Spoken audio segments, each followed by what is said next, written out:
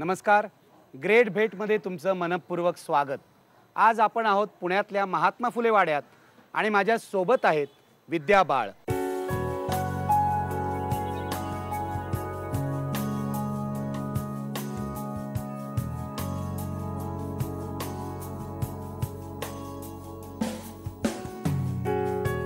सावित्रीबाई फुलेंनी दाखवलेल्या मार्गावरूनच विद्याताई आयुष्यभर चाललेल्या आहेत. महाराष्ट्रातल्या देशातल्या स्त्रीमुक्ती चळवळीची जी प्रतीकं असतील गेल्या काही वर्षातली, त्यामध्ये विद्याताईंची गणना होते. 50 वर्ष त्यांनी आपली पत्रकारिता केली आहे, स्त्रियांसाठी आपली लेखणी झिजवली आहे. आमच्या पिढीला विद्याताई बाळ यांची पत्रकारिता हा एक आदर्श होता. त्यावर आमची पिढी घडली आहे, जोपासली गेली आहे. विद्याताई, तुम्ही मला वेळ दिल्याबद्दल आणि IBN लोकमतला वेळ दिल्याबद्दल खूप खूप मनापासून आभार. मी सुरुवात करणार आहे कारण महिला दिन 8 मार्च आंतरराष्ट्रीय महिला दिन, त्याच्या अगदी पार्श्वभूमीवर आपण बोलतो आहोत. दरवर्षी महिला दिन येतो, दरवर्षी महिला दिनाचे कार्यक्रम येतात.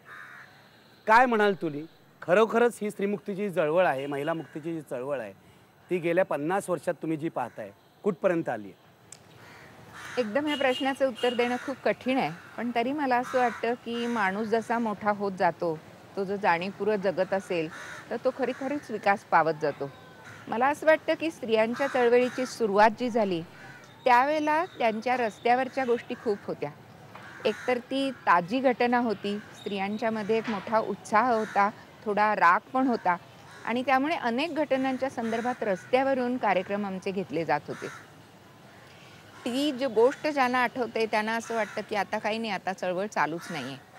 मला व्यक्तिशः असं वाटतं की स्त्रीमुक्ती चळवळीच्या वाटचालीमध्ये तिला वेगवेगळे आयाम लक्षात यायला लागले आणि त्यामुळे ती उसळती दिसली नाही तरी संथ प्रवाहासारखी खूप विस्तारत गेलेली आहे. पहिल्यांदा फक्त शारीरिक हिंसाचारावरच सगळं केंद्रित झालं होतं. पुढे असं लक्षात आलं की शारीरिक हिंसेबरोबरच एक मानसिक हिंसाचार असतो. शारीरिक हिंसाचार दिसतो आणि जखमा भरूनही येतात कधी कधी, पण मानसिक हिंसाचाराने झालेल्या ज्या जखमा आहेत त्या मात्र भरून येत नाहीत. पुढे असं लक्षात आलं की बाईला घरामध्ये चांगलं मोकळा श्वास घेऊन जगता न येणं ही पण एक हिंसाच आहे. आणखीन थोडं पुढे गेल्यावर असं लक्षात आलं की बाई घरात असते, सगळ्यांना जेवू खाऊ घालते, स्वतः सगळ्यात शेवटी जेवते, सगळ्यात लवकर उठते, सगळ्यात शेवटी झोपते, पण तरी ती ॲनिमिक असते. आणि याचं कारण असं की ती घराला जेवायला घालता घालता स्वतःचं पोट भरत नाही. ॲनिमिया हे थर्ड वर्ल्ड कंट्रीजमधलं सगळ्यात महत्त्वाचं अरिष्ट असं मानलं जातं. त्यामुळे बाईला आरोग्याच्या सुविधा न मिळणं हा पण एक तिच्यावर होणारा हिंसाचारच आहे. असं करत करत आम्ही अनेक अंगाने विस्तारत गेलो. पुढे आमच्या असंही लक्षात आलं की बाई हे माणूस आहे, ह्यालाच मुळे या संस्थेने आणि पुरुषसत्ताक व्यवस्थेने नकार दिला आहे. तेव्हा women's rights are human rights असं फार ह्युमन राईट्सपर्यंत पण आम्ही पोचलो. आम्ही म्हणत आलो की स्त्रियांसाठी सुरुवात आणि पुरुषापर्यंत पोचणं असं आमच्या कामाचं स्वरूप असेल. ते थोडं चळवळीच्या रेट्यामध्ये आमच्याही काही मर्यादांमुळे पुरुषांकडे आम्ही पुरेसं लक्ष दिलं नाही.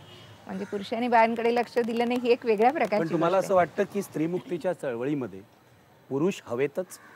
मला फार प्रकर्षाने वाटतं की स्त्रीमुक्ती चळवळीमध्ये पुरुष हवेत.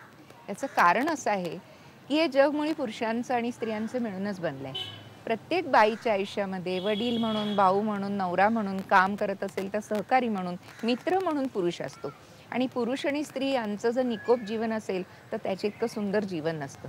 खरं म्हणजे असंही तुला सांगायला हरकत नाही की अनेक वर्ष हे काम करता करता स्त्रिया अनेक सभांच्या नंतर विचारायला लागल्या की आम्हाला हे खूप दिवस सांगताय, पण हे आमच्या घरच्या पुरुषांना कोण सांगणार. तरुण मुलींच्या शिबिरांमध्ये त्या म्हणायला लागल्या, आम्हाला ताई खूप दिवस हे सगळं सांगताय, आम्ही ऐकतोय, आता पुरुषांना केव्हा हे ऐकवणार. यावरून आमच्या हळूहळू लक्षात यायला लागलं की एका बाजूकडे आपलंही थोडं दुर्लक्ष झालं आहे. आणि त्यामुळे आम्ही गेल्या वर्षीपासूनच नारी समता मंचाच्या वतीने एक महत्त्वाचं पाऊल उचललं. डॉक्टर सत्यरंजन साठे हे आमच्या नारी समता मंचाचे one of the founder members होते. त्यांच्याबरोबर आमच्या बैठकाही सुरू झाल्या इतर अनेकांबरोबर, त्यात ते सहभागी झाले ते. आणि आम्हाला असं वाटलं की स्त्रियांना आधार देणारे, स्त्रियांकडे विशेष लक्ष देणारे कायदे जसजसे वाढायला लागले तसं पुरुष खूप अस्वस्थ झालेत, बिथरलेत. कधी कधी त्यांच्यावर अन्यायही झाला असेल, पण मुख्यतः ते बिथरले कारण त्यांना या असुरक्षिततेची कधी सवय नव्हती. त्याचा परिणाम असा झाला की पत्नी पीडित पुरुष मंच, पुरुष मुक्ती मंच सेव्ह इंडियन फॅमिली फाउंडेशन अशा नव्या नव्या मंचांची स्थापना व्हायला लागली. आणि आम्हाला असं वाटलं की नाही, आता पुरुषांशी बोलायचं जे राहून गेलं आहे ते बोललं पाहिजे. आणि म्हणून आम्ही या प्रयत्नात असताना सत्यरंजन साठेंचं निधन झालं. पण मग त्यांचंच नाव घेऊन डॉक्टर सत्यरंजन साठे पुरुष संवाद केंद्र आम्ही सुरू केलं. आणि मला निखिल हा प्रवास असा इंटरेस्टिंग वाटतो. 1983 साली आम्ही स्त्रियांसाठी बोलत्या केंद्र काढलं. ज्यावेळेला मंजुश्री सारडा आणि शैला लाटकर ह्या गाजलेल्या केसेस घडलेल्या होत्या आणि त्याच्यातल्या स्त्रिया मृत्यू का पावल्या, तर त्यांना बोलायला जागा नव्हती. आता इतक्या वर्षानंतर 25 वर्षाचा काळ झाल्यावर आता असं वाटतंय की खरं म्हणजे पुरुषांना सुद्धा बोलण्याची गरज आहे. ते त्यांना कळो का न कळो, पण आम्हाला कळलंय की ते पुरुषांनी बोलण्याची आणि आम्ही पुरुषांशी बोलण्याची गरज आहे. म्हणून आम्ही हा पुरुष संवाद. मला सांगा, 25 वर्षापूर्वी स्त्रीला बोलतं करायचं होतं तुम्हाला, आणि आज पुरुषाला बोलतं नाही करायचं आहे, तो बोलकाच आहे, तो स्वतःला पाहिजेच ते बोलतो, पण पुरुषाचं मन, त्याच्या मनाची कवाडं उघडी करायची आहे. हा काय फरक तुम्ही मानता? मला असं वाटतं की एका परीने असं आहे की स्त्रिया आणि पुरुष यांच्या, हा बायोलॉजिकल वगैरे असा माझा दावा नाही, पण दिसतं ते असं की बाईला एक बोलण्याची गरज वाटते. पण बोलण्याची गरज वाटते म्हणजे ती नेहमी मनातलं नाही बोलत आलेली. उलट मनातलं जे बोलायचं ते झाकण्यासाठी ती अवांतर बडबड खूप करत राहिली. म्हणून बायका बडबड्या असं बिरुद आम्ही मिरवलं. म्हणजे आम्ही जेव्हा तो बोलत्या केंद्र काढलं तेव्हा पुण्यातले एक सुप्रसिद्ध डॉक्टर मला म्हणाले होते, इतक्या विद्यार्थी बायका बोलतात आणि आता बोलत्या केंद्र काढलं. तेव्हा मी त्यांना हेच उत्तर दिलं होतं की जे हवं ते बोललं जाऊ नये म्हणून बायका खूप इतर बडबड करतात. पुरुषांच्या बाबतीत असे की पुरुष बोलतात, पण पुरुष व्यक्तिगत कधी बोलत नाही. ते राजकारणाविषयी बोलतील, ऑफिसविषयी बोलतील, जागतिकीकरणाविषयी, अरिष्ट आलं त्याच्याविषयी बोलतील. पण आपल्या घरात आणि आपल्या मित्रात जे भावनिक संबंध असतात, आणि ते नसतात असं नाही, पण त्याच्याविषयी ते बोलत नाही. आणि यामुळे त्यांची खरं म्हणजे एक प्रकारे घुसमटच होते. आणि हे बोलायला मिळालं की मी नेहमी जे स्त्रियांजवळ बोलताना उदाहरण दिलं ते आता मला पुरुषांना द्यावं लागेल, जरी ते स्त्रियांच्या जगण्याशी निगडीत आहे. की कुकरला जसं एक शिट्टी असते, त्या वाफेचं प्रेशर झालं की विशिष्ट प्रेशरला पोचल्यावर, आणि ते एक आउटलेट असतं, ते हवा सोडून देण्याची सोय असते. तसं पुरुषांनाही सांगायला पाहिजे की इतकं सगळं मनामध्ये कोंडून ठेवताय, मग त्याचे राग तुम्ही बायका मुलांवरही काढता आणि रस्त्यावरही काढता. त्याच्यापेक्षा आपल्या मनात आहे ते आपण बोलायला लागूया. हा संसार आणि त्याच्यामधून येणारं मातृत्व या स्त्रीच्या पायातल्या बेड्या आहेत का? मातृत्व हा नक्की एक महत्त्वाचा अनुभव आहे, पण एकमेव महत्त्वाचा आणि साफल्याचा आणि सार्थकाचाच आहे असं नाही.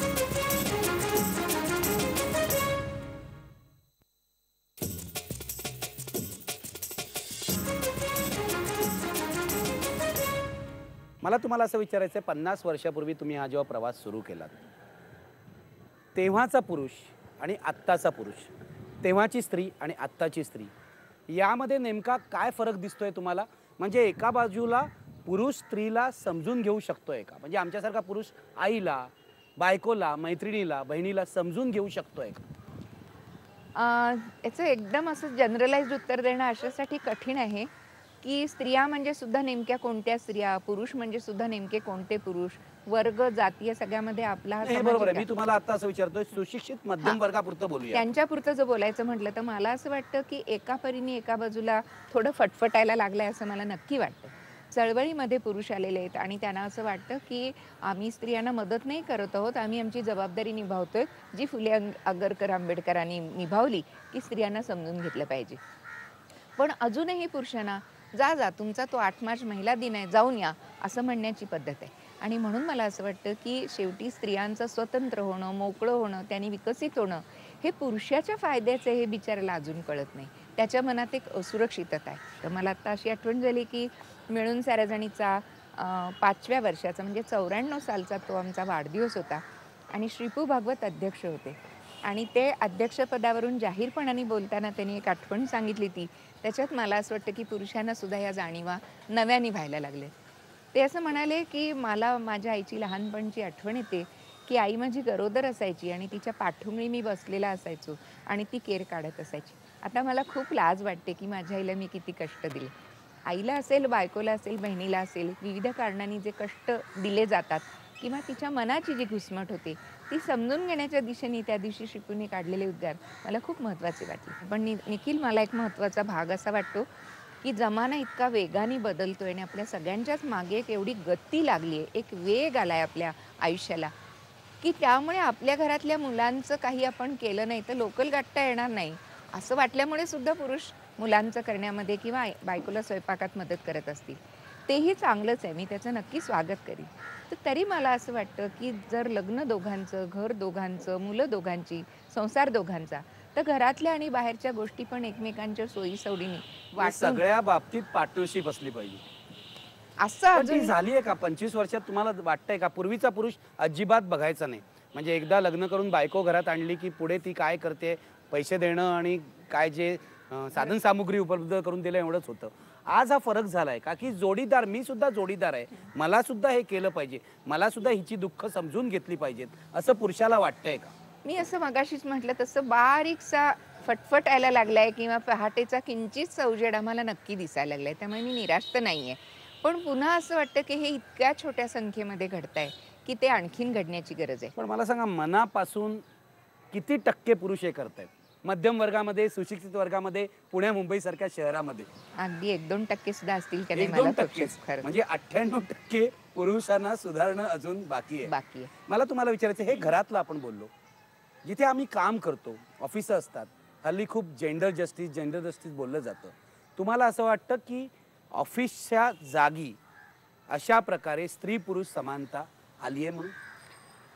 नाही आलेली आणि ती जुन्या काळापासून नव्हती आणि आताही ती अजून आली असं वाटत नाही. आता पुन्हा पुन्हा मला वाटतं की आपण एका शब्दांच्या आणि भाषेच्या पातळीवर बोलायला लागलो. आणि जशी आपल्या मनाची एक प्रक्रिया असते की आपण काहीतरी वाचतो, विचार करतो, आपल्या मनात विचार रुजतो, मग तो आपण बोलायला लागतो, तो आपला समजून आणि मग कृतीपर्यंत पोहोचतो. तसं विचारांच्या आणि शब्दांच्या पातळीवर निदान आजही पुरुषांच्या कानावर खूप पडतंय. आणि दुसरी गोष्ट, जिथे स्त्रियांना पण या सगळ्याच्या जाणीवा व्हायला लागलेत तिथे बाया पण बोलायला लागलेत. त्यामुळे घराघरामध्ये आणि ऑफिसमध्ये याविषयीचं बोलणं सुरू झालंय. आणि मला तर असं स्त्रियांना फार सांगावंसं वाटतं की शेवटी तणतण करून काही होणार नाही. संवाद हे एक अतिशय प्रभावी माध्यम आहे. नवरा रागावलेला असताना आर्ग्युमेंट करण्याचा काहीच अर्थ नाही. तो शांत झाल्यावर केलं तरी तो पुन्हा तापू शकतो. तेव्हा निदान तो पहिल्यांदा शांत असताना त्याच्याशी संवाद केला पाहिजे. आणि मला बायांच्या दृष्टीने असं वाटतं की आम्हाला काय वाटतं हे आम्ही बोललोच नाही आहे. आमच्या स्वतःशी बोललो नाही तर नवऱ्या आणि वडिलांची आणि भावांची तर नाहीच बोललेलो. तेव्हा बायांनी बोलायला सुरुवात करणं आणि पुरुष जे सतत ऐकवत आलेत त्यांनी थोडं ऐकायलाही लागलं, ही त्याची खूप महत्त्वाची. मला सांगा, स्त्रीमुक्ती चळवळ आंतरराष्ट्रीय पातळीवर आणि आपल्या देशात सुरुवातीला सुरू झाली तेव्हा संघर्ष होता तिच्यामध्ये. तुम्हाला असं वाटतं आज इतक्या वर्षानंतर संघर्षाची जागा संवादाने घेतली? अजून घेतली नाहीये, पण माझाच व्यक्तिशः संवादावर विश्वास असल्याने मी अगदी तिन्ही त्रिकाळ हे सांगत आली आहे की संवादाला दुसरा पर्यायच नाही आहे. आणि मगाशी तो प्रश्न विचारलास त्या संदर्भात मला एक महत्त्वाची गोष्ट सांगायची आहे की नुकतीच मार्चमध्ये, गेल्या वर्षीच्या मार्चमध्ये दिल्लीमध्ये वर्किंग विमेन सायंटिस्टची एक परिषद झाली होती. आणि त्या परिषदेमध्ये असं लक्षात आलं होतं की कितीतरी सायंटिस्ट या उत्कृष्ट दर्जाच्या आणि कर्तृत्वाचं काम करणारे आहेत, पण त्यांना पोझिशन्स काय मिळाल्या आहेत, त्यांना मान सन्मान किती मिळालेत. आणि याच्यानंतर हिंदू दैनिकामध्ये एका पुरुषाचा लेख आला होता आणि त्यांनी त्याच्यामध्ये इतिहासामध्ये अनेक नोबेल लॉरिएट्स पुरुष यांच्या पहिल्या पातळीवरच्या सगळ्या कामात स्त्रियांचं केवढं योगदान होतं. पण स्त्रिया ह्या नुसत्या रिसर्चमध्ये कधी नसतात, त्यांच्यामागे संसार, मुलं, बाळं ही झंझट असतात. त्यामुळे ते पुरुषा एवढा वेळ देऊ शकत नाहीत आणि म्हणून खूप कर्तृत्व असताना सुद्धा त्याचं चीज झालेलं त्यांना दिसत नाही. आणि म्हणून या परिषदेमध्ये काही खूप महत्त्वाच्या गोष्टींची चर्चा झाली होती की सारख्या गुणवत्तेचे स्त्री आणि पुरुष जर मुलाखतीसाठी आले तरी पुरुषाला आजही प्राधान्य दिलं जातं. त्याच्यात एक सामाजिक गुंता आहे की बाई पण संसारातून सुटत नाही आणि तिने सुटायचं म्हटलं तर सुविधा पण नाही आहे, तेव्हा काम अडू नये म्हणून पुरुष घेतलेला बरा, असा एक व्यावहारिक विचार असेल. मला तुम्हाला इथे विचारायचं आहे, हा अगदी नेमका मुद्दा तुम्ही सांगताय, पण मला तुम्हाला असं विचारायचं आहे की हा संसार आणि त्याच्यामधून येणारं मातृत्व या स्त्रीच्या पायातल्या बेड्या आहेत का? कारण दादा धर्माधिकाऱ्यांनी लिहिलेलं आहे की मातृत्वाची आकांक्षा सोडा. आजही मी बघतो अत्यंत उत्तम करिअर असलेल्या मुली जेव्हा आई बनतात तेव्हा करिअर मागे पडते आणि संसार पुढे येतो. मग अशा वेळेला त्या बाईंनी काय करायचं? मला असं वाटतं की मातृत्वाचा एक भयंकर अनाठायी गौरव आपल्या संस्कृतीने केलेला आहे. म्हणजे मातृत्व हा अनंतकाळची माता वगैरे. अनंतकाळची माता वगैरे. मला असं वाटतं की मातृत्व हा नक्की एक महत्त्वाचा अनुभव आहे, पण एकमेव महत्त्वाचा आणि साफल्याचा आणि सार्थकाचाच आहे असं नाही. पुन्हा पुन्हा मला सिमॉन द बोव्हाचं वाक्य आठवतं, "a woman is not born, she is made." तसं आम्हाला त्या मातृत्वाच्या गौरवात एवढं वाढवलंय, की लग्न झालं आणि मूल झालं नाही, तर आम्हाला एक सामाजिक शिक्षा तर मिळतेच वांजोटी म्हणून. सांस्कृतिक समारंभात आम्हाला मागे सारलं जातं, ओटी-बिटी भरायला देत नाहीत. पण मला इथे एक निखिल आठवण झाली, स्त्रीमध्ये असताना पुण्यामध्ये एक असं रॅकेट होतं आणि ज्याच्यामध्ये ज्या स्त्रियांना मूलबाळ होणार नाही असं शास्त्रीयदृष्ट्या ठरलंय, त्यांना सुद्धा मूल देण्याचा उपक्रम एक बाई चालवत होत्या.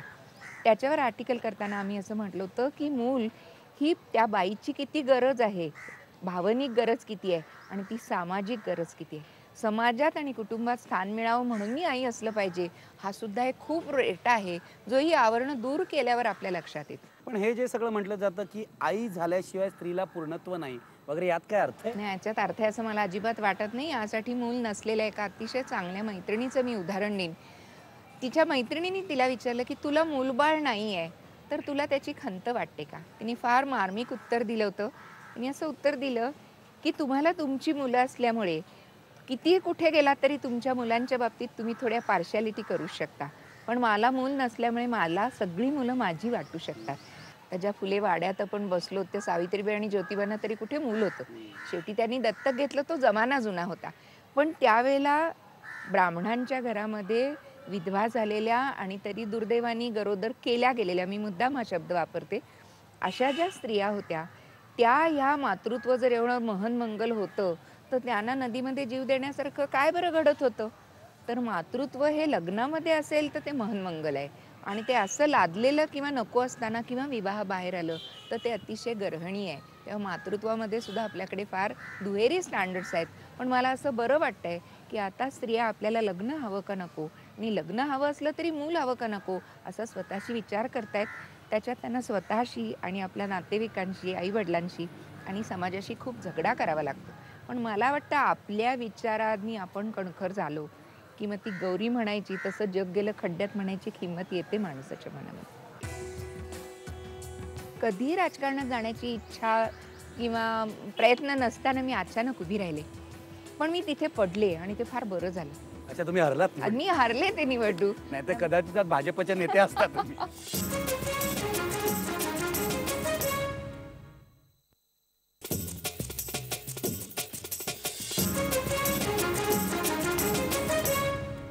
मला सांगा, सुरुवातीच्या काळात जो संघर्ष स्त्रीमुक्ती चळवळीने केला, अमेरिकेत केला, युरोपामध्ये केला आणि भारतातही केला, सतत संघर्ष, सतत झगडा, सतत पुरुषी वर्चस्वाला एक धडक देणं हे होतं.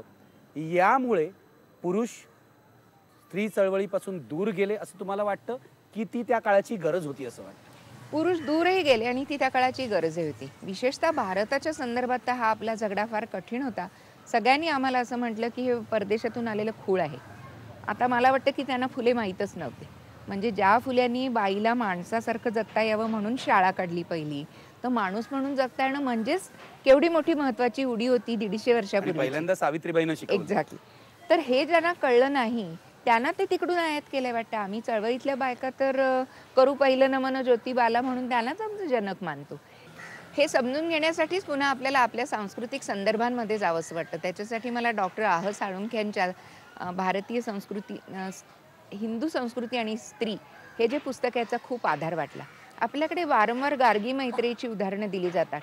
पण मैत्रेयीसारखी जी अत्यंत बुद्धिमान बाई होती, तिची सुद्धा याज्ञवल्क्यांनी एकदा योजलेल्या स्त्री पुरुषांच्या सभेमध्ये जेव्हा ती फार अधिक हुशारीने बोलू लागली, तेव्हा याज्ञवल्क्यांनी तिला सुद्धा तंबी दिली होती, की मी तुला शासन करू शकेन. म्हणजे बाईची हुशारी दिसली, की याज्ञवल्क सुद्धा जर गर्भगळीत होतो, तर सामान्य पुरुषाच्या विषयी आपण काय बोलणार? यासारख्या गोष्टी आपण आणि आपल्या रामायणासारख्या कथा घेतल्या, महाभारतामधल्या कथा घेतल्या, तर तिथे ज्या प्रकारे स्त्रियांना अगदी भले नियोगाने पुत्रप्राप्ती, त्या नियोगामध्ये सुद्धा स्वातंत्र्य किती होतं? मला हव्या त्या पुरुषाबरोबर मला मूल होण्यासाठी संभोग करता येईल, असं किती संधी होती.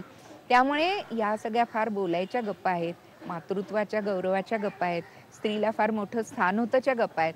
प्रत्यक्षामध्ये पायातली वाहन खरी हे खरोखरी आज घडीला सुद्धा खूप मोठ्या प्रमाणात खरं आहे. मला तुम्हाला असं विचारायचं आहे, की मराठी साहित्य मराठी संस्कृती यांनी सतत स्त्रीमुक्ती या विचारांची चेष्टा केलेली आहे. स्त्रीमुक्ती करणाऱ्या बायका म्हणजे केस कापलेल्या बायका, बॉबकट केलेल्या बायका, स्लीवलेस घालणाऱ्या बायका, आधुनिक पेहराव करणाऱ्या बायका, सिगरेट ओढणाऱ्या बायका. हे एक तद्दन जी एक इमेज आहे ती मराठी साहित्याने केलेली आहे. तुम्ही जवळजवळ 50 वर्ष पत्रकारिता केली आहे. तुम्हाला असं वाटतं आज तरी आपण या इमेजमधून बाहेर पडलो? दुर्दैवाने नाही असं मला उत्तर द्यावंसं वाटतं आणि त्याच्यासाठी जरा काही लोकांची क्षमा मागून पण मी 2 नावांनीशीच उल्लेख करू इच्छिते. आता नुकतीच माझी ज्यांना पद्मश्री मिळाली त्याच्या आधी शशी देशपांडे या साहित्य अकादमीचा पुरस्कार मिळालेल्या लेखिकेशी बोलणं झालं. त्यांना जेव्हा पुरस्कार मिळाला तेव्हा अकादमीमध्ये त्यांनी एक भाषण केलं आणि त्याच्यामध्ये आपण कसं लिहिलं, का लिहिलं या प्रवासाबाबत त्या बोलल्या आणि त्याच्यामध्ये आपल्या वडिलांचा आणि आपल्या नवऱ्याचा आपल्याला कायम पाठिंबा होता असा उल्लेख केला. हे भाषण करून जेव्हा त्या खाली आल्या तेव्हा गंगाधर गाडगीळांसारखा नामवंत लेखक त्यांना असं म्हणाला की नशीब म्हणजे तुम्हाला 2 तरी चांगले पुरुष भेटले. अरे त्या बाई साहित्याविषयी बोलल्या, त्या माझ्या आयुष्यातल्या पुरुषांविषयी नव्हत्या बोलल्या आणि त्यांनी काय बरं आणि वाईट केलं हे महत्त्वाचं नसून कृतज्ञता व्यक्त केली होती. पण गाडगिळांना हाच प्रश्न सुचला. दुसरं उदाहरण आमची मैत्रीण आसावरी काकडे, तिलाही अनुवादासाठी साहित्य अकादमीचा पुरस्कार मिळाला. अनुवादाच्या प्रक्रियेविषयी अत्यंत गंभीरपणाने ती सुंदर बोलली. साहित्य अकादमीच्या लोकांनी तिच्या वाचनाचं खूप कौतुक केलं. पण खाली उतरल्यावर सभोवतीच्या पुरुषांनी काय प्रश्न विचारले, तुमच्या घरातून तुम्हाला याला सगळ्याला पाठिंबा आणि मदत होती का हो? ती म्हणली होती, पण त्याच्याविषयी यात बोलायचं काहीच कारण नाही, कारण हे मी अनुवादाविषयी बोलले. तेव्हा बाई बोलताना पुन्हा तिच्या भोवती काय आहे हे जाणून घेण्याची काय यांना उत्सुकता वाटते. तिथे त्या दोघींना पुरस्कार दिले ते त्यांच्या साहित्याविषयी दिले होते. त्यांच्या आयुष्यातले पुरुष आणि कौटुंबिक परिस्थितीचा काही संबंध नव्हता. या सगळ्या पुरुषांशी आणि पुरुषी प्रवृत्तीशी झगडा करत विद्याताई तुम्ही 50 वर्ष वाटचाल केलेली आहे आणि यशस्वी वाटचाल केली आहे. मला तुमच्या जरा लहानपणाकडे वळायचं आहे आता. मला सांगा, नची केळकर ज्यांना अख्खा महाराष्ट्र ओळखतो टिळकांचे सहकारी म्हणून, ते तुमचे आजोबा. तुमच्या या सगळ्या प्रवासामध्ये त्या आजोबांचं काय योगदान आहे? मला खूप वाईट वाटतं या गोष्टीचं की माझे आजोबा गेले तेव्हा मी 10च वर्षाची होते आणि ते इतकं अडाणी वय होतं की आजोबांचं मोठेपण मला त्या काळात कळत होतं. ते रोज संध्याकाळी टांग्यात होते ना आणि ते खूप हारगुच्छ घेऊन यायचे. त्यामुळे आपले आजोबा काहीतरी वेगळे तेवढं मला कळलं होतं. पण खरे मला माझे आजोबा केव्हा कळले हे मला तुला सांगायला आवडेल. मी 1972 साली माझं कमला की हे प्रसिद्ध झालं पुस्तक आणि कमलाबाई देशपांडे ही तात्यासाहेबांची कन्या. त्यांचं चरित्र लिहिताना मी तात्यासाहेबांविषयीही पुन्हा काही वाचलं आणि मला असं वाटलं, आता हे मी विधान खूप माझ्या कमी अभ्यासातून करते पण मला वाटलेलं म्हणून मी करते, की माझे आजोबा खूपच लोकशाही वृत्ती मानणारे, खूप पुरोगामी विचाराचे होते आणि कदाचित ते टिळकांच्या बरोबर कामात नसते तर ते मवाळांचेच अध्वर्यू झाले असते. हे खूप धाडसी विधान आहे, पण मला अशासाठी पटलं की घरच्या घटना घडामोडींमध्ये म्हणजे कमलाबाई देशपांड्यांचं लग्न 1912-13 साली झालं. हा देशस्थ कोकणस्थ विवाह होता. पुढे दुर्दैवाने लवकरच 2.5-3 वर्षामध्ये माझ्या या आत्याबाईंना वैधव्य आलं. त्यानंतर सुद्धा त्या काळात माझ्या आजोबांनी तुला पुनर्विवाह करायचा आहे का हे विचारलं होतं आणि त्यांचं सासर आणि माहेर दोन्ही प्रगत विचारांचं असल्यामुळे माझ्या आत्याबाईंचं केशवपण झालं नव्हतं. तेव्हा मला तात्यासाहेब कळले, आमचे आजोबा कळले, हे खूप उशिरा कळले. मला सांगा की हे तुमचं बालपण, नची केळकर आजोबा त्यांचा संस्कार, त्या तशा उदारमतवादी घराचा संस्कार, तरीसुद्धा 1974 साली तुम्ही जनसंघाच्या तिकिटावर पालिकेची निवडणूक लढवली. हो. म्हणजे उदारमतवाद हा एका बाजूला आणि जनसंघाचं तिकीट दुसऱ्या बाजूला, हे कसं काय झालं? ते फार इंटरेस्टिंग गोष्ट आहे आणि मला ती सांगायलाच हवी. त्याचं कारण असं आहे की 72-74 सालापर्यंत मी एका मध्यमवर्गीय म्हणजे आर्थिकदृष्ट्या सुद्धा आणि मध्यमवर्गीय नावाची जी वृत्ती असते त्या वृत्तीने सुद्धा मध्यमवर्गीय कुटुंबातलाच घटक होते, लग्नाआधी आणि लग्नानंतर. आणि त्याच्यात काही गैर आहे असं दुर्दैवाने मला त्या काळापर्यंत वाटलं नव्हतं. त्याचाच परिपाक म्हणून मी अशी उभी राहिले. शिवाय माझ्या माहेरी माझे भाऊ संघाच्या सत्याग्रहामध्ये गेलेले, माझा नवरा सत्याग्रहामध्ये गेलेला, त्यामुळे माझ्याकडे खरं वातावरण. तुमचं घर संघाशी संबंधित हो होतं? हो हो. हे बघ ना, माझा नवरा आणि भाऊ हे दोघंही जण जेलमध्ये जाऊन आलेले होते संघाच्या सत्याग्रहात. एवढंच कशाला, माझ्या घराजवळ लग्न झाल्यानंतर जवळच ग्राउंड होतं आणि तिथे संघाची शाखा भरत असे. आणि मला आज सांगायला खूप एका परीने खेद होतो, पण ती वस्तुस्थिती आहे तेव्हा ती सांगायला हवी की मी इतकी विचार न करणारी होते की ह्या सगळ्याचा मी विचार न करता घराजवळ मैदान आहे तर मग जाऊ देत मुलं शाखेमध्ये, आणि हे बॅकग्राऊंड तर होतंच माहेरी आणि सासरी. त्यामुळे मुलं शाखेमध्येही जात होती. यामुळे जनसंघाच्या लोकांची अधूनमधून संपर्क येत होता आणि त्यावेळच्या निवडणुकीमध्ये पोलिंग एजंट म्हणून मी सुद्धा या पक्षाच्या वतीने काम केलं. या सगळ्याच्या परिणामातून मला त्यावेळेला असं विचारण्यात आलं, की तुम्ही जनसंघ पुरस्कृत उमेदवार म्हणून उभ्या अच्छा, तुम्ही राहाल का? अपक्ष होतात. हो, मी त्यांची मेंबर कधीच नव्हते. तर मला असं विचारण्यात आलं आणि मला आता असं वाटतं, की आपला सुद्धा एक अहंकार असतो, तो थोडा कुरवळला गेला. म्हाळगींसारखा माणूस त्यावेळचा तो त्या रामभाऊ मोठा म्हाळगींनीच नेता विचारलं. रामभाऊ म्हाळगी, त्यांनी शेवटी मला विचारलं, की तुम्ही उभं राहिलात तर फार बरं होईल. आणि तसं मला जनसंघाच्या पलीकडची काही अक्कलच नव्हती ना. त्यामुळे मला असं वाटलं चांगली गोष्ट आहे, आपण होऊया. त्यामुळे कधीही राजकारणात जाण्याची इच्छा किंवा प्रयत्न नसताना मी अचानक उभी राहिले. पण मी तिथे पडले आणि ते फार बरं झालं. अच्छा, तुम्ही हरलात आणि मी हारले ते निवडणूक. नाही तर कदाचित आज भाजपच्या नेते असतात तुम्ही. या घरामध्ये तुझा रोल फक्त एंटरटेनरचा आहे का, हा तो कळीचा प्रश्न होता. आणि मला असं जरूर सांगावंसं वाटतं, की असे प्रश्न जेव्हा प्रथमच आपल्याला भेटतात तेव्हा पहिलं आपलं आपल्याशी भांडण होतं.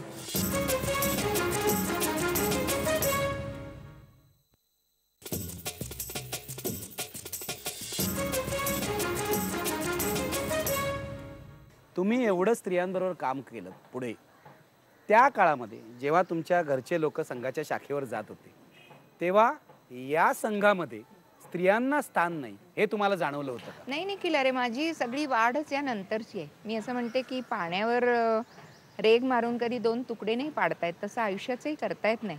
पण तरी मला वाटतं, की 72-74 पर्यंतचं म्हणजे 35-37 वर्षापर्यंतचं माझं आयुष्य आणि त्यानंतरचं आयुष्य हे अगदी 2 भाग आहेत. या प्रक्रियेबाबत सांगायचं तर एक अतिशय महत्त्वाचा घटक म्हणजे स्त्री मासिकात मी काम करायला सुरुवात केली. ते किती साली? 64 साली मी गेले. त्याच्या आधी मी थोडं आकाशवाणीत काम केलं आणि तिथेही मला एक नकार आला पहिला प्रोड्युसरशिपचा आणि तोही बरा झाला असं मला वाटतं. सरकार आणि कोणाला वाटेल ही कोल्ह्याला द्राक्ष आंबट आहेत, पण मी हे प्रामाणिकपणे सांगते, की सरकारी नोकरीत शिरण्यापेक्षा मी तिथून खाजगी याच्यामध्ये पडले. माझा स्वभाव कधीच पूर्ण संसारात रमणारा नव्हता आणि त्यामुळे लग्न केलं, मुलं झाली तरी माझी नजर सारखी बाहेर असायची, आपल्याला काहीतरी करायला मिळावं याची. त्यामुळे नोकरी रेडिओतली सोडल्यानंतर माझा दुसऱ्या मुलाचा जन्म झाला. त्यानंतर वर्षभर मी घरीच होते आणि मग माझी पुन्हा नजर भिरभिरायला लागली. मग मी शांताबाई किर्लोस्करांना फोन करून विचारलं, की मला 2 लहान मुलं आहेत, मला आता पूर्ण वेळाचा जॉब नाही करता येणार, पण मला भाषेची, लेखनाची आवड आहे. तर त्यांनी पटकन मला भेटायला बोलवलं आणि मी तेव्हापासून, ती खरी 62 सालची गोष्ट आहे, पण मी तिथे रेग्युलर काम करायला 64 साली. विद्याताई, तुम्ही काम करायला लागलात आणि आधी अर्धवेळ काम करायला सुरुवात केली, पण बदल कुठे घडला? म्हणजे कसं स्त्रीमध्ये, स्त्री सुद्धा तेव्हा काही फार क्रांतिकारक असं मासिक नव्हतं, तरी परिवर्तनवादी होतं. थोडंसं मध्यम वर्गामध्ये काही बदल घडावेत, काही उदारमतवाद यावा असं प्रयत्न करणारं मासिक होतं. तुमच्यात तिथे कसा काय बदल झाला? मला असं वाटलं, की मी तिथे गेल्यापासून मला खूप प्रचंड एक्सपोजर मिळालं. एक मुख्य म्हणजे शांताबाई मुकुंदराव हे फार उत्तम संपादक होते. त्यांचा जनसंपर्क चांगला होता. लेखकांचा मानसन्मान ते फार बाळगत असत. उपक्रमशीलता खूप होती आणि या सगळ्या वातावरणात मी घडत असताना पत्रलेखनापासून ते लेख लिहिण्यापर्यंत अनेक गोष्टींमध्ये त्यांच्या साथ प्रतिसादातून माझी घडण होती. स्त्रीमधल्या या कामातच माझ्याबरोबर असलेली मैत्रीण, जिची 72 नंतरचीच विशेष ओळख आहे, ही होती ओळख आधीची, पण त्या ओळखीला एक नवीन मैत्रीचं परिमाण लाभलं आणि मला असं वाटतं, की तिचा माझ्या बदलामध्ये खूप महत्त्वाचा वाटा आहे. प्रश्न विचारण्याची जी सुरुवात आहे ती तिच्यापासून कोण झाली. मैत्रीण? शैला बापट नावाची माझी मैत्रीण होती. मला असं आठवतंय, की एक प्रसंग मला सांगावासा होता. असा एखादा प्रसंग काही टर्निंग पॉईंट नसतो, ती एक प्रक्रिया असते, तरी बारीक निमित्त होत असतात. एकदा असं झालं, की घरामध्ये, माझ्या घरात लग्न झाल्यानंतरचं बोलकं माणूस मीच होते, त्यामुळे आले गेलेल्याचं स्वागत आणि बोलणं पण मलाच करावं लागायचं. एकदा आम्ही काहीतरी छान बोलत बसलो असताना माझ्या नवऱ्याकडे कोणीतरी आलं. मी अर्थातच चहा करायला उठले. नंतर जरा जास्ती वेळ मला तिथे बसावं लागलं. तिला राग आला आणि ती निघून गेली आणि मग तिने मला नंतर लगेच फोन आला. त्याच्यावरूनही ताणाताणी झाली, जितका वेळ गप्पा चालल्या त्या, आता पुन्हा फोन का वगैरे. आणि तिने मला असा प्रश्न विचारला, तो प्रश्न खूप महत्त्वाचा आहे. या घरामध्ये तुझा रोल फक्त एंटरटेनरचा आहे का, हा तो कळीचा प्रश्न होता. आणि मला असं जरूर सांगावंसं वाटतं, की असे प्रश्न जेव्हा प्रथमच आपल्याला भेटतात तेव्हा पहिलं आपलं आपल्याशी भांडण होतं. मला हा प्रश्न अगदी आवडला नाही, मला खूप त्रास झाला आणि मला असं वाटलं, की मग स्वागत करायचं नाही तर बाईनी काय करायचं असतं, की ती मध्यमवर्गीय वृत्ती जिला पहिल्यांदाच एक पाचर बसली होती. आणि मग मला असं वाटलं, की नाही, ती म्हणते ते बरोबर आहे, आपल्याला इतर अनेक चांगल्या गोष्टी करता येत नाही, ती आता पण अडकतो म्हणून. आणि मग मला वाटतं की प्रश्न उगवतच राहिले. म्हणजे पहिलं मशागत करायला सुरुवात झाली आणि त्याच्यानंतर इतकं प्रश्नांचं पीक येत गेलं की प्रश्न यायला लागले. ते कधी मला स्वतःला सोडवता आले, कधी कोणाची मदत घेऊन सोडवता आले आणि या सगळ्यामधनं माझा प्रवास उलट्या दिशेने सुरू झाला. त्या काळामध्ये म्हणजे तो साधारण 80च्या पुढचा काळ, आंतरराष्ट्रीय स्त्री वर्ष जाहीर झालं होतं. मी या प्रकाराने विचार करायला लागले ते. त्यात या मैत्रिणीसारख्यांची मदत होती आणि त्याच्यातून जेव्हा असं लक्षात आलं की हे मासिक मुख्यतः मध्यमवर्गापुरतं आहे आणि मध्यमवर्गाला फारसे प्रश्नच नाहीत, असं एक ॲसम्पशन फार बोललं न जाता मनात आहे. आणि मला तर असं वाटायला लागलं की अशासारखे प्रश्न आपल्याला पडणं हे सुद्धा आपल्या घरामध्ये चालत नाही. आपला नवरा हा खूप सज्जन आहे. माझा नवरा चांगला सज्जन माणूस आहे, चांगला आहे, उत्तम शिक्षक आहे, पण तो बदलला नाही आणि मी बदलले. अशा एका संसाराच्या गोष्टीचं काय होणार पुढे? तर काही दिवस घुसमट झाली आणि मग मला असं लक्षात आलं की ही जी आपली घुसमट होतीये ही माझ्या अंकातूनही प्रतिबिंबित व्हायला लागली आणि तो स्त्रीचा शेवटचा काळ माझ्या लेखनात. याला काही वाचकांचा अतिशय चांगला प्रतिसाद आणि काहींना असं वाटलं हे काय आता नवच सुरू झालं इकडे, आता सगळ्यालाच प्रश्न विचारायला लागले. पण मला असं वाटतं की तीच माझी सुरुवात होती, ज्याच्यामधून एक माणूस म्हणून म्हणजे मला असं वाटलं की या स्त्री मासिकामध्ये ती चांगली बायको असावी, चांगली मुलगी असावी, त्यामुळे कुटुंब छान राहतं हा सगळा विचार नक्की होता. खरोखरीच राजकारणापासून ते पाकक्रियांपर्यंत सर्वात एक आधुनिकता देण्याचा या मासिकाचा प्रयत्न होता. मला असं वाटलं या सगळ्याबरोबर ती कुटुंबाच्या पलीकडे पण एक घटक आहे, कुटुंबाचा आणि समाजाचा. हे वास्तव आम्ही फार स्वीकारत नव्हतो. तेच माझ्या मनामध्ये जागं झालं आणि तिथून सगळा प्रवासाला सुरुवात झाली. विद्याताई, तुम्हाला असं नाही वाटत, तुम्ही म्हणताय की ते क्रांतिकारक नव्हतं, पण ते क्रांतिकारक नसल्यामुळे फायदा असा झाला की ते मध्यम वर्गाशी बोलू शकलं. ते आधीच लाल झेंडा घेऊन जर रस्त्यावर उतरलं असतं मासिक, तर ते मध्यम वर्गापासून तुटलं असतं. असं नाही वाटत तुम्हाला? अगदी अतिशय महत्त्वाची गोष्ट आहे. म्हणून मी कायम म्हणते, मी सुद्धा ना स्वभावतः अजिबातच क्रांतिकारक नाही, खरं म्हणजे बंडखोर सुद्धा नाही. पण त्याचा फायदा झाला ना. एका बाजूला व्यक्ती म्हणून तुम्ही उलगडत होतात आणि दुसऱ्या बाजूला तुमचं माध्यम उलगडत होतं. स्त्री मासिकाचा वाटा यासाठी महत्त्वाचा आहे की मध्यम वर्गांना मी इतकी जवळची होते की नाही म्हटलं तरी किमान वाचलं आणि ऐकलं जाण्याची एक शक्यता होती आणि इतक्या प्रगतिशील विचारांच्या खांद्यावरच मी खरं म्हणजे माझा थोडासा वेगळा विचार मांडू शकले. तुम्ही आम्हाला ज्या समजलात, म्हणजे आम्ही जेव्हा तरुण होतो साधारणपणे 75-80चा काळ, तो शांताबाई किर्लोस्कर स्त्रीच्या संपादिका होत्या, तरीसुद्धा विद्याताई स्त्रीच्या संपादिका आहेत असंच आमचा ग्रह होता. तुम्ही महाराष्ट्रात फिरायचात, ते स्त्री सखी मंडळ तुम्ही चालवायचात, तुम्ही दरवेळेला त्याच्यामध्ये काही ना काही वेगळ्या विषयांवर लिहायचात. हे जे स्त्रीची चळवळ तुम्ही केली, तो काय प्रकार होता, तो तुम्हाला कसा सुचला? तो पुन्हा असं आहे की अनेक गोष्टींची श्रेय मला शांताबाई मुकुंदरांनाच द्यायला पाहिजे आणि मला अजिबात त्याचं दुःख नाही आहे. ज्या स्त्री सखी मंडळाचा तू उल्लेख केलास, हे दोघं दाम्पत्य ना खूप परदेशी मासिकांच्या संपर्कात असत. तिकडे असे रीडर्स ग्रुप निघाले होते हे त्यांच्या लक्षात आलं. तेव्हा शांताबाईंनी आपले वाचक, लेखक, संपादक हे सगळे एकत्र आणण्यासाठीचं एक व्यासपीठ म्हणून सखी मंडळ सुरू केलं. पण ते सखी मंडळ हे सुरुवातीच्या काळामध्ये त्यावेळच्या स्त्री मासिकाचंच प्रतिबिंब होतं. त्यातलाही मी बदल सखी मंडळातला असा केला की आता आपण अधिक साहित्याकडे आणि सामाजिक प्रश्नांच्याकडे वळूया. नुसतीच व्याख्यानं नको ऐकूया, तर आपण थोडं थोडं बोलायला पण शिकूया. या प्रकारचं जे वळण होतं ते काही प्रमाणात शांताबाईंनी सुरू केलेल्या सखी मंडळाच्या पार्श्वभूमीवर झालं. आणि मला एक तर गोष्ट असं वाटतेच की मी या मासिकामध्ये असलेल्या काळातच हळूहळू नारी समता मंचाकडे वळले.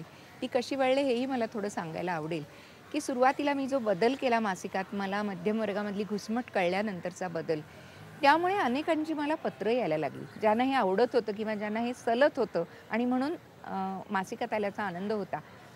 त्या पत्रांना मी उत्तरं लिहायला लागले आणि मला त्या काळात सुरुवातीला असंच वाटलं की वा काय ग्रेट सर्व्हिस आपण देतो, त्यांना उत्तरं लिहून फुंकर घालतो.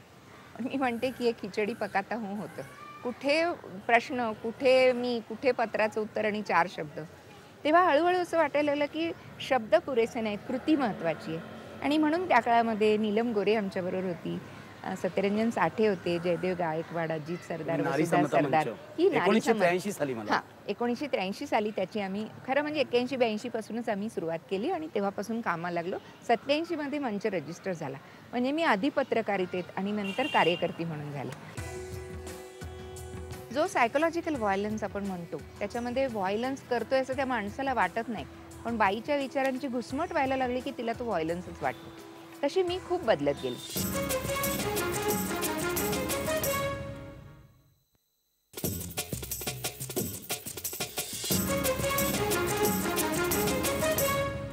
स्त्री सखी मंडळ आणि नारी समता मंच.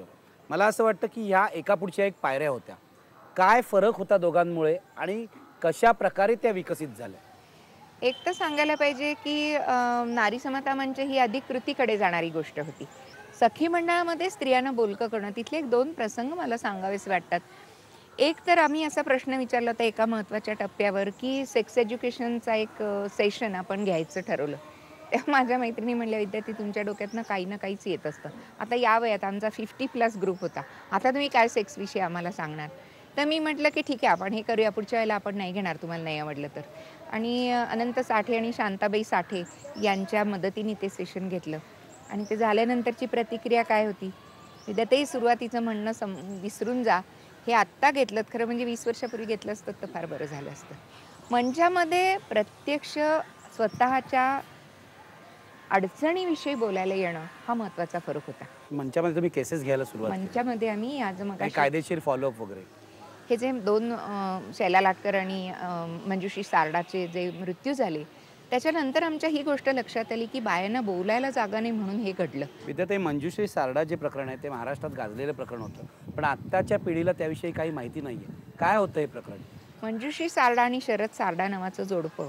शरद सारडा हे केमिकल इंजिनियर होते आणि या लग्नानंतर काही दिवसातच मंजुश्री सारडाचा खरं म्हणजे पोटॅशियम सायनाइड देऊन खून केला गेला असं बोलतात. पुढे सुप्रीम कोर्टामध्ये तो सुटलाय, त्यामुळे ती वादातीत केस समजूया. असं सांगितलं जातं की त्याला एका दुसऱ्याच मुलीशी लग्न करायचं होतं. ते करता आलं नाही कारण काहीतरी जातीबाह्यता त्यामध्ये होती आणि त्यामुळे मनाविरुद्ध हे लग्न करायला लागलं. तेव्हा या बायकोचा काटा काढण्यासाठी बहुधा हा मार्ग स्वीकारला गेला. ते मुळात बायकोच्या छळाचं प्रकरण. बायकोच्या छळाचं प्रकरण होतं. इव्हन शैला लाटकरमध्ये सुद्धा हुंडाबळी नाहीये. तिथे एक वेगळी अंधश्रद्धा होती. शैला लाटकरच्या सासूबाईंना असं भविष्य सांगितलं होतं की तुम्हाला मुलगा झाला की तुमचा मृत्यू आहे आणि म्हणून आपले मुलगा आणि सून जवळच येणार नाहीत, येऊ शकणार नाहीत अशा तऱ्हेचा एक बंदोबस्त आणि छळवाद होता. या दोन्ही केसेसच्या आधी आम्ही मंचाचे लोक काय काम करावं म्हणून शोधत आणि चर्चा करत होतो. तेव्हा मला तमाम लोक असं सांगायचे, तुमच्या आमच्या घरात नाही हो काही असं होत. ते झोपडपट्टीत किंवा ग्रामीण भागात होतं, तिकडे जाऊन काम करा. या 2 घटना घडल्या. हे प्रदर्शनाचा जो मी उल्लेख केला ते लावलं आणि लोक आम्हाला विचारायला लागले, आम्ही तुम्हाला कुठे भेटायला येऊ? म्हणजे जी घराची दारं बंद होती आणि तोंडाला कुलप लागलेली होती, त्या सगळ्यांना बोलावंसं वाटायला लागलं. बोलत्याव्हा केंद्र काढलं. तेव्हा डॉक्टर सत्यरंजन साठे लॉ कॉलेजचे प्रिन्सिपल होते. ते असं म्हणाले, की याला मदत केंद्राची गरज आहे आणि माझ्या विद्यार्थ्यांच्या मदतीने आपण ते केंद्र सुरू करू शकतो. तेव्हापासून आजतागायत गेली 25 वर्ष मंचाचं केंद्र चालू आहे. मला सांगा, हे सगळं होत असताना तुमचं घर, तुमचा संसार, कारण ही एक प्रकारे तुम्ही त्या प्रस्थापित संसाराविरुद्ध जाहीरपणे नाही पण व्यक्तिगतरित्या केलेली बंडखोरी होती, तेव्हा तिथे काय घडत होतं? सगळ्या घरात घडू शकतं तेच माझ्या घरात घडलं. मी मगाशी म्हटलं तसं माझा नवरा अतिशय उत्तम शिक्षक आणि सज्जन माणूस आहे. आमच्या घरात व्यसनं किंवा व्हायलन्स असा अजिबात नव्हता.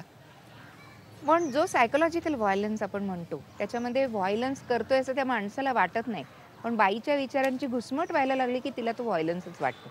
तशी मी खूप बदलत गेले आणि मला हेही आज प्रामाणिकपणे कबूल करायला आवडेल की सुरुवातीला आपल्याच विचाराची असलेली आपली बायको इतकी झपाझपा बदलत गेली आणि आपल्याला तसं बदलावंसं वाटत नाही. हाच खरं म्हणजे आमच्यामधल्या दुराव्याचा मुख्य भाग होता.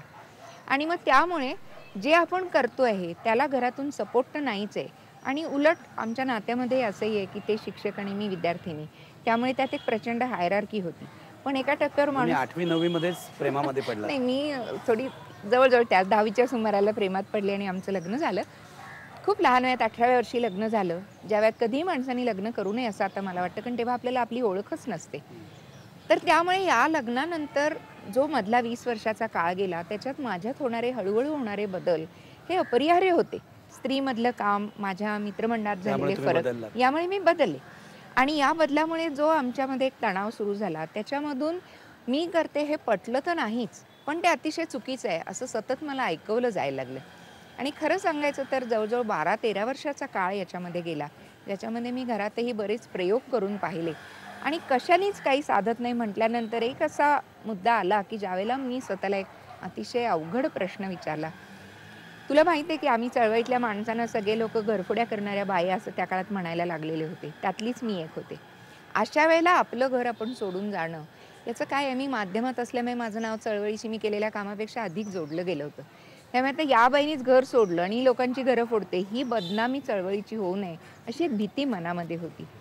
पण मला असा प्रश्न विचारला, की खरोखरीच मी चळवळीची बदनामी होऊ नये म्हणून हे करतीये, शोषणं, का माझ्यातच धाडस नाहीये, माझी अजून हिंमत होत नाहीये? आणि मग मला एकदा स्वतःला प्रामाणिक उत्तर द्यावं लागलं, की आपण जर मंचामध्ये स्त्रियांना सांगत असू, की आपला आत्मसन्मान बळी देऊन आणि अपमान सोसून आपण का राहतो? तर हा प्रश्न मला स्वतःला विचारावा लागला. आणि मग मी असा निर्णय घेतला, की माझ्या कौटुंबिक जीवनाचा मी संन्यास घेते. मी संन्यास हा शब्द मुद्दाम वापरते. कारण त्याच्यामध्ये पुन्हा मला असं वाटतं, की पुरुषांना संन्यास घ्यायची मुभा आहे, बाईला स्त्रीला नाहीये. नाहीये. पुरुष संन्यास घेऊन हिमालयात जात होते. आता जातात की नाही मला माहीत नाही. मला वाटलं मला हिमालयात वगैरे काही जायचं नाही. मला खूप काम करायचं.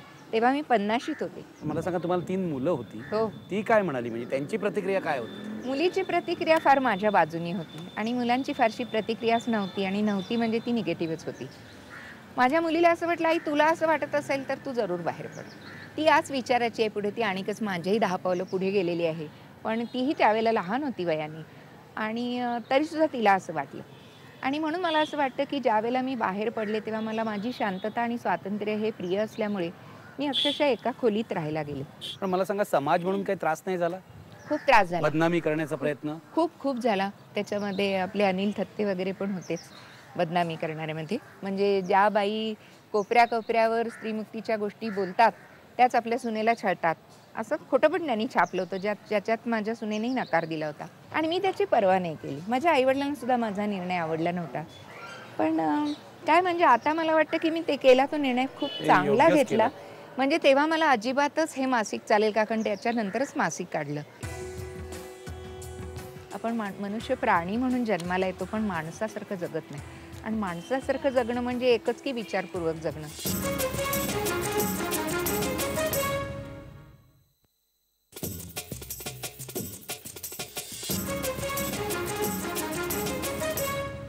एवढ्या मोठ्या म्हणजे निर्णयानंतर, तुम्ही ज्याला संन्यास म्हणताय, त्या निर्णयानंतर तुम्ही हे मासिक काढलं.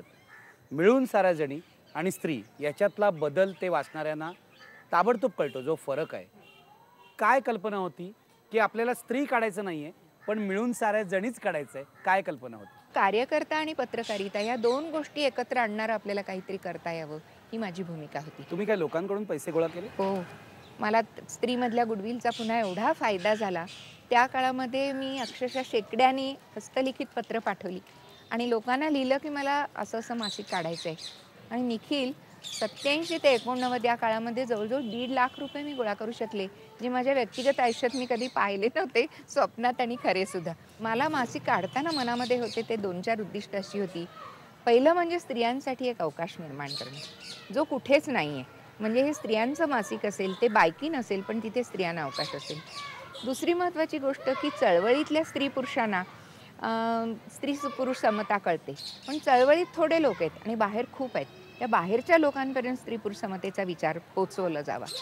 तिसरी महत्त्वाची गोष्ट, की हे साहित्यिक मासिक नाही आहे, हे सामाजिक मासिक आहे.